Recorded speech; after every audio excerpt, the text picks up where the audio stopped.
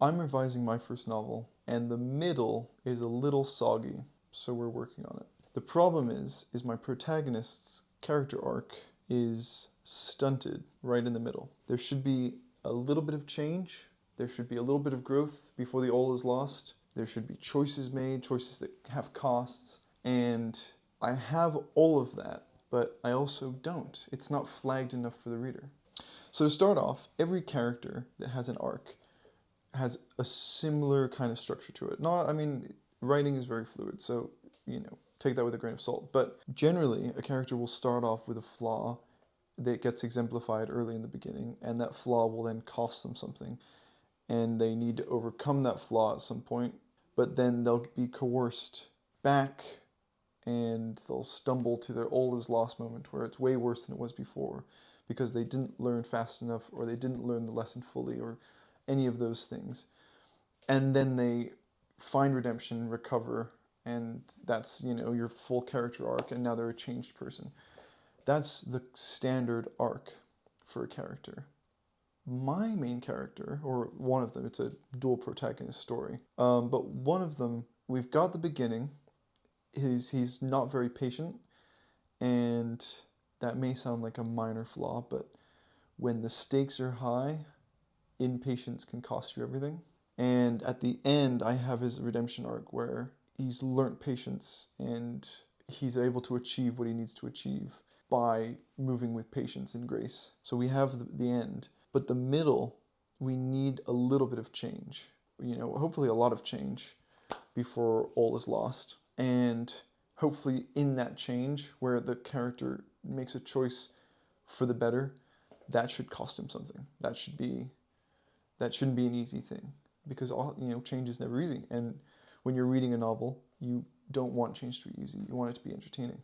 You want there to be stakes. Authors often complain that the middle of their book is the hardest, and I totally get it because I think that's where you lose people. You lose people because characters, you're past the inciting incident, and so it's easy for characters to stagnate. Authors write in really interesting hooks that have the character reacting to really interesting situations or forcing the character to make really interesting choices. And in the middle of the novel, it's easier to get into a rhythm because you don't have that inciting incident and you're building towards something greater, so you want there to be more of a pause, something more subtle to where the climax can really punch. But in that space, you've still got to have some change. You've still got to have some chaos, some intrigue, and that's what I'm realizing. So going through and rereading this draft, I realized that my protagonist kind of loses his what's the word? I lose interest in my own character. And if I'm losing interest, then the audience will certainly lose interest. Now, he's got the inciting incident's really dramatic things are happening, but the choices he's making and the growth that he should have, they aren't as loud and proud. And part of that is because the story I'm telling has to do with grief and real life situations that can feel, that can push someone down. But part of it is that I'm not signposting enough.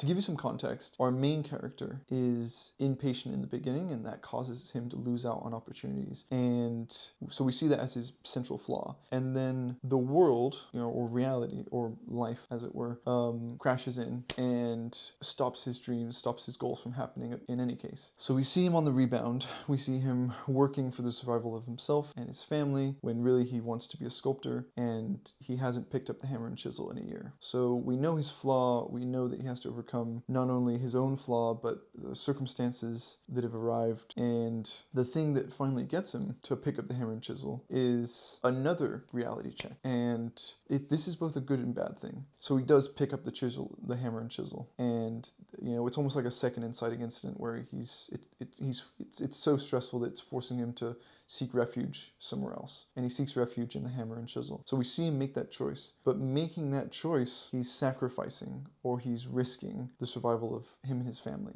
of paying the bills and working and keeping the job that's paying the bills. But the problem is that I never have the protagonist, I never have Chase, the main character, consider it. I never have him do that calculus or have some interiority about the risks, and he just kind of makes that choice. And at first, it's okay for the main character to make a choice like that at a time of desperation. But then he keeps going and he keeps going back to sculpt when it's, he's losing out hours at the job he's working and he's sacrificing, he might be fired, and that should have some sort of weight on his interiority that I don't have yet, which is kind of obvious. I can't believe I didn't write it in. So that's a level to it. And then the level on top of that is it was his impatience that partially cost him in the beginning his goals. And so we need to see him have some patience or learn some patience. And what's great is that the reality smashing him, circumstances being a factor and forcing him to give up sculpting in the first place, that's a great tool. It's a great device to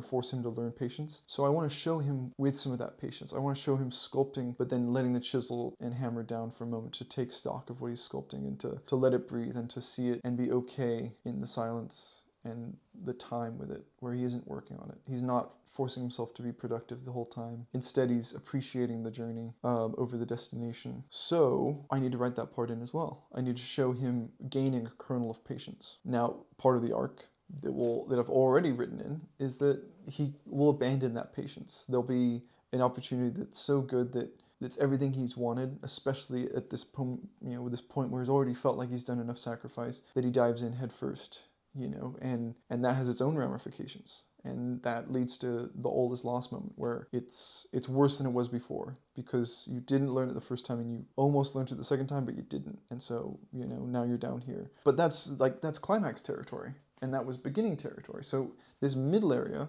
that's what you have.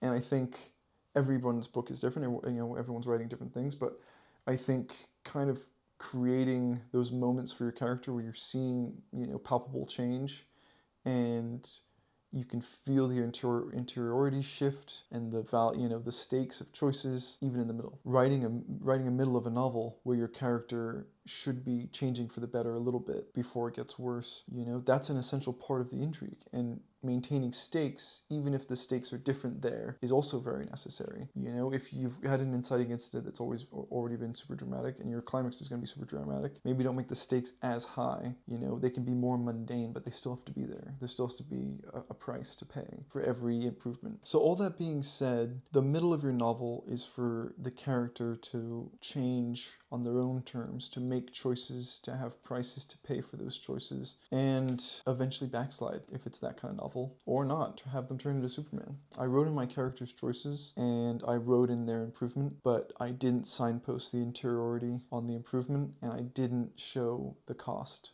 of the choices, at least not enough that it was obvious to the reader. And I think that's a risk when writing middles of novels. You can underwrite just like that.